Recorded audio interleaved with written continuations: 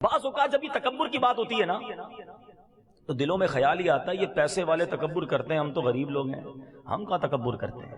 یہ بھی بڑی غلط فہمی ہے۔ تکبر کے علماء نے 8 ریزن لکھے ہیں۔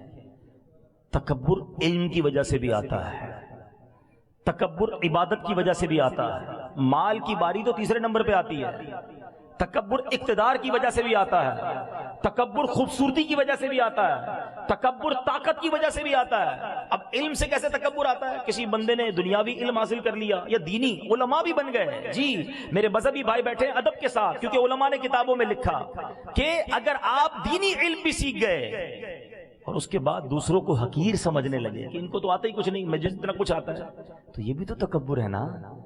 علم اس لیے نہ سیکھو کہ لوگوں کو حقیر جاننے لگ جاؤ، اس لیے سیکھو کہ لوگوں کو بلا کر علم دین سکھائیں گے۔ علم بھی تکبر لاتا ہے۔ عبادت تکبر کیسے لاتی ہے؟ کوئی بندہ 5 ٹائم کا نمازی بن جائے، قرآن پڑھنے لگ جائے، پھر کہ دیکھو لوگ تو کچھ بھی نہیں کرتے، یہ تو جمعے کی نماز نہیں پڑھتا، میں تہجد بھی پڑھتا ہوں۔ تو یہی تو تکبر ہے کہ آپ نماز پڑھ کے دوسروں کو حقیر سمجھنے لگے۔ کیا پتہ اس کی کون سی نیکی اللہ کو پسند آ جائے، کسی کو حقیر نہیں سمجھنا ہے۔ ایک بار سفیان ثوری رحمۃ اللہ تعالی علیہ اپنے بیٹے کے ساتھ ایک سفر پر جا رہے تھے، ایک سرائے خانے پر رکے، دونوں باپ بیٹے سو گئے، پورا قافلہ بھی تھا، سب سو گئے۔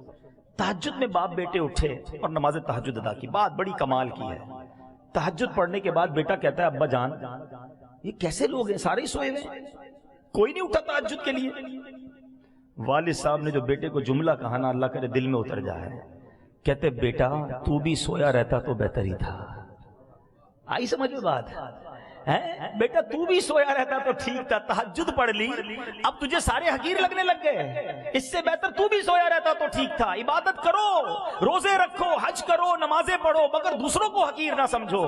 مجھے کیا معلوم میری ساری عبادتیں کہیں منہ پہ نہ مار دی جائیں۔ ڈرتے رہو اللہ جو کیا قبول کر لے۔ مالک ناقص ہوں، کمزور ہوں، جیسی ٹوٹی پھوٹی ہے تیری شان کے لائق نہیں، یہ ٹوٹے سجدے تو نے ہی قبول کرنے ہیں۔ تھوڑے سجدے کر کے پھولے نہیں سماتے، حاجی صاحب، نمازی صاحب، سخی صاحب بن جاتے، نہ کرو ایسا۔